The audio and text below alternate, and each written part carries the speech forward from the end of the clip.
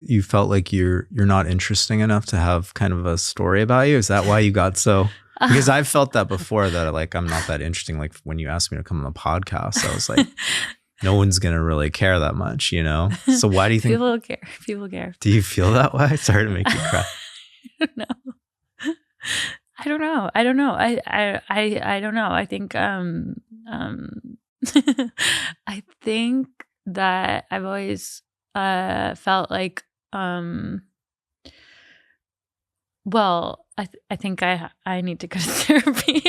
I think that I have always felt like I need to be like, I feel like I'm nobody's problem. Like I really know myself enough to know that I don't feel that I'm nobody's going to look at me unless there's something to look at, is what I've felt, because that's how I grew up, and that's a thing to deal with on my own, I think.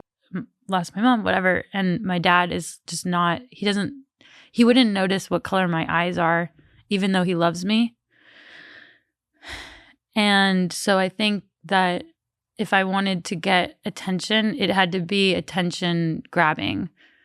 And that is probably bad. But I think it's my default setting and it's my instinct. And also like with sport, you know, I was with a guy who did not think it was that cool that I was an Olympian. And it wasn't that he was like, you could be anything and I would love you. It was like, this is lame. And we made films about sports, and I felt bad because he didn't want to make films about sports, even though this was my world and this is what I have something to say about. And so I felt that it was all lame. And sometimes I still feel like it's lame, but I'm growing and I'm learning it's not lame. But I think I've just had a lot of experiences where it's either you have to like be loud and rambunctious or get someone's attention to have it. No one growing up asked me how my day was, which you learn in time that you have to ask yourself that. You shouldn't need someone to ask you how your day was, which comes back to that dialogue that I've built with myself. But you still want it. I guess there's just been enough data that maybe it's not enough.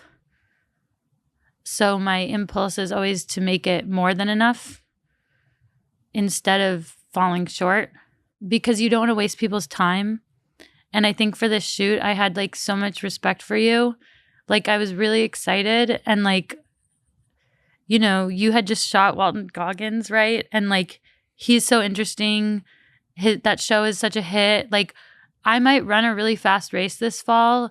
I'm going to write an amazing book. I'm going to make great TV shows, but I didn't publish a book in the last year. I don't have something right now that's as glittery as that.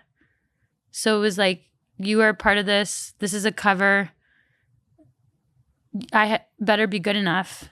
Bryan Cranston has this stuff about like when you're auditioning for a role, you're there to do a job, not get a job. And it's so brilliant because like you are auditioning, but you're there to give your take. And I think that what I probably need to tell myself is like, you're there to do, like, you have the job, you're there to do the job. Whether it's like, okay, someone wants you on the cover, you have the cover. So just, you're there to be yourself. And it can always feel like in life that you're auditioning for something you already have, even friendships or romantic relationships or writing jobs, or I don't know how you feel about when you're shooting. I don't know what you feel about yourself.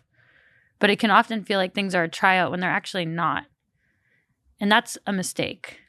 But it's also because I'm afraid it's all going to go away, or someone's going to realize it wasn't that interesting.